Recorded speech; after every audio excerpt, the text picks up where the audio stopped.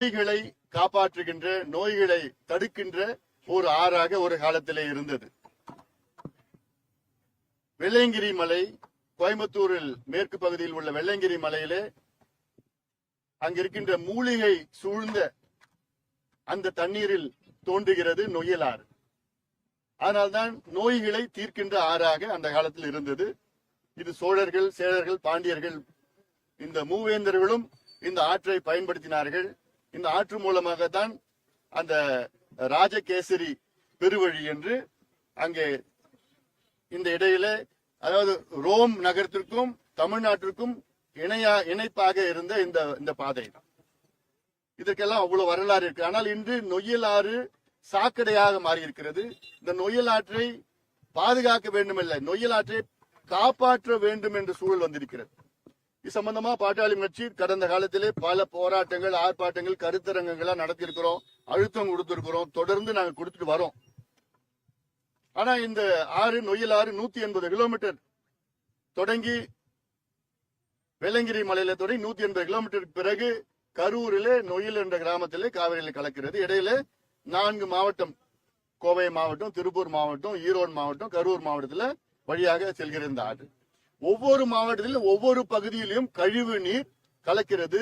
கோயம்புத்தூர்ல பாத்தீங்கன்னா இந்த செங்கல் சூளை கழிவு, ரசாயன கழிவு, தொழிற்சாலை அதிகமாக கழிவுகள், அது இல்லாமல் அந்த கோழி இறைச்சி அது கழிவு, மனித கழிவு. அதன் பிறகு திருப்பூர் வந்தவுடனே சாயப்பட்டறை கழிவு கூடுதலாக, மனித கழிவு மட்டுமில்ல, திடக்கழிவு மட்டுமில்ல, சாயப்பட்டறை கழிவு. இந்த பகுதியில் கிட்டத்தட்ட 30,000 சாயப்பட்டறைகள் இருக்கிறது. அந்த கழிவுகள் சுத்திகரிக்கப்படாத கழிவுகள். ஒரு நாளைக்கு 9 கோடி லிட்டர் கழிவு நொய்யலில் கலக்கிறது. இது இல்லாமல் 18 சுத்திகரிக்கின்ற ஆலைகள் என்று பேருக்கு தான் வேலை செய்யுது. அதுல சுத்திகரிப்பு எதுவும் நடக்கல. அந்த கழிவு நேரடியாக அப்படியே இதுல மறுபடியும் நொய்யல்ல கலக்கிறது. இதுக்கு தென்னோக்கி கீழே வந்தேன்னா ஒரத்துப்பாளையம் சொல்லிட்டு ஒரு தடுப்பணை இருக்கு. அந்த ஒரத்துப்பாளையம் தடுப்பணையில அங்க போய் இந்த கழிவு எல்லாம் போய் தேங்கி நிக்குது. அந்த ஒரத்துப்பாளையம் கீழே இருக்கிற விவசாயிகள் அந்த அணையை திறக்கக்கூடாதுன்னு பல போராட்டம் நடத்தியிருக்கின்றார்கள். இந்த அளவுக்கு மோசமாக நொய்யல் ஆறு இருக்கிறது. இந்த நொய்யல் ஆறு தண்ணி தான் இந்த கழிவெல்லாம் இங்க வந்து சேர்ந்து இது காவிரியில கலந்து காவிரி மூலமாக வீராண ஏரியில வந்து வீராண ஏரி மூலமாக சென்னை மக்களுக்கு இந்த தண்ணி தான் குடிச்சிட்டு வராங்க. ஆக இது ஏதோ இந்த பகுதி பிரச்சனை மட்டும் இல்ல, சென்னையில 1 கோடி மக்கள் இருக்கின்றார்கள், அவங்களுக்கும் இந்த பிரச்சனை தான் இருக்கு. அதாவது என்னைக்கு திமுக ஆட்சிக்கு வந்ததோ 67 இருந்து ஒவ்வொரு ஆறாக செத்து கொண்டிருக்கிறது.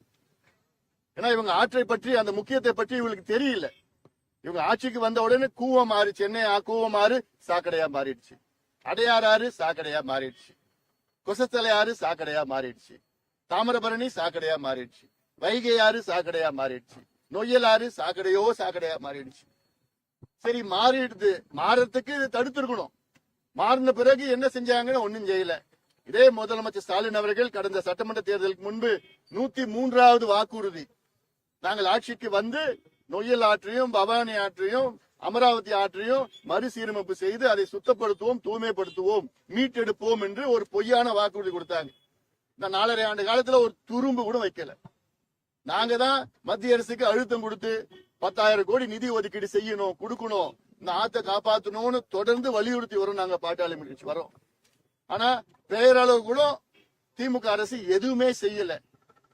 ஆக இதெல்லாம் நிச்சயமாக மக்கள் பார்த்து கொண்டிருக்கின்றார்கள். திமுகவுக்கு சரியான பாடத்தை புகட்டுவார்கள்.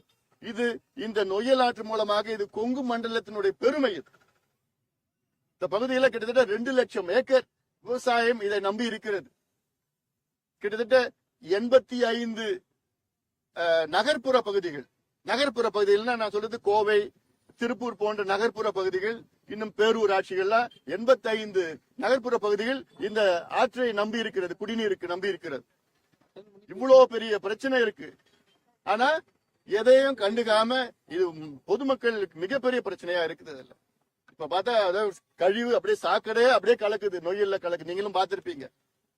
அது திடக்கழிவு, மனித கழிவு அப்படியே கலக்குது. அதுல சுத்திகரிப்பு கூட கிடையாது.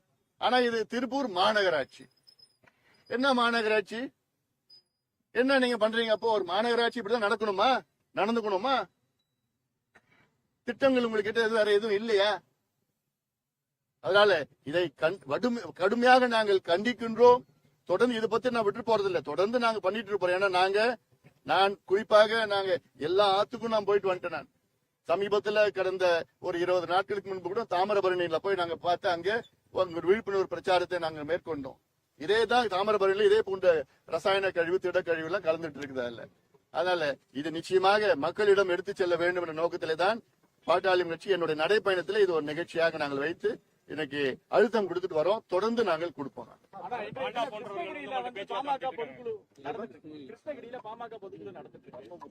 எந்த ஊர்ல கூட தெரியல. திருப்பூர்ல இருந்து அத்தனை சாய கழிவுகளும் சுத்தம் பண்ணாம வெளியில அனுப்புறாங்கன்னு சொல்றீங்க. திருப்பூர் தொழிலதிபர்கள் அசிங்கப்படுத்துற மாதிரி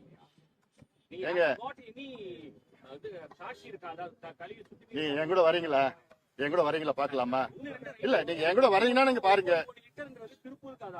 நான் திருப்பூர் மட்டும் நான் திருப்பூர், ஈரோடு, கரூர், கோயம்புத்தூர் இந்த பகுதியில நான் சொல்றேன். நான் 18 எல்லாமே வந்து அப்படியே தண்ணியில விடுறாங்கன்னு சொல்றீங்க. உங்களுக்கு ஏதாவது சாட்சி என்கிட்ட இருக்குங்க, இல்லாம நான் சொல்ல மாட்டேங்க. என்னங்க நான் மக்களை பத்தி நான் கவலைப்படுறேங்க. எனக்கு மக்கள் தான் முக்கியங்க. என்ன கழிவு? எனக்கு மக்கள் தான் முக்கியம்.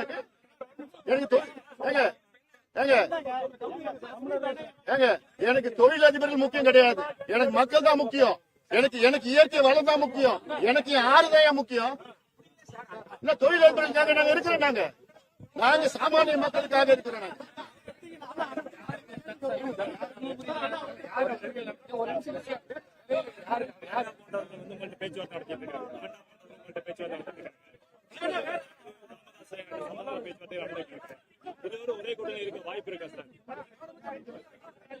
அதாவது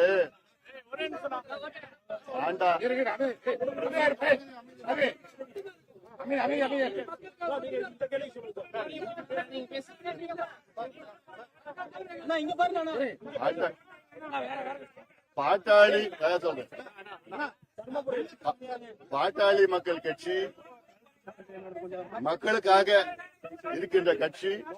குறிப்பாக விவசாயிகள், தொழிலாளர்கள், சாமானிய மக்கள், பாட்டாளி மக்களுக்காக.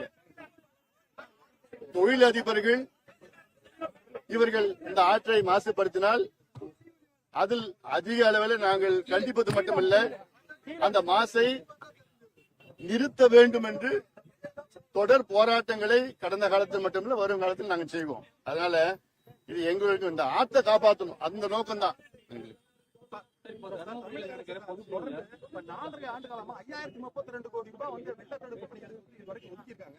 ஆனா இப்பயும் வந்து வடகிழக்கு பகுதியில் வந்து எல்லா வீடும் குடியிருப்பு பகுதிகளும் தண்ணீர் போயிட்டு இருக்குது. ஒரே ப்ராப்ளமா இருக்கு. இது எப்படி பாக்குறீங்க? அதாவது இது வந்து தமிழ்நாடு ஒரு அரசு என்பது பருவம் அதுக்கு முன்பாக நடவடிக்கைகள் நடவடிக்கையில் ஈடுபட்டு இருக்க வேண்டும். தடுப்பு நடவடிக்கைகள், முன்னெச்சரிக்கை நடவடிக்கைகள். தமிழக அரசு, திமுக அரசு ஒரு நடவடிக்கையும் செய்யல.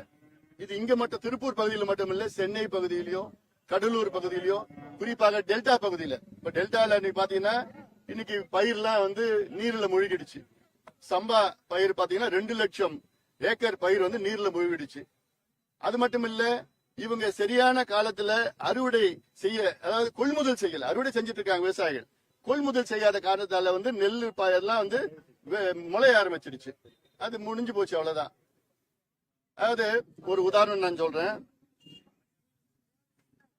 6 லட்சம் ஏக்கர்ல வந்து குறுவை சாகுபடி செஞ்சாங்க விவசாயிகள். அதுல ஒரு ஏக்கருக்கு வந்து 2.5 டன்னு நெல் உற்பத்தி. அப்படி கிட்டத்தட்ட 18 லட்சம் டன்னு வந்து நெல் வந்து சாகுபடி இந்த 6 லட்சம் ஏக்கர்ல வந்திருக்கணும். ஒரு தோராயமா நான் சொல்றேன். ஆனா தமிழக அரசு இன்னைக்கு வரைக்கும் நெல் கொள்முதல் செய்தது 5.5 லட்சம் டன்னு தான் கொள்முதல் செஞ்சிருக்கிறாங்க.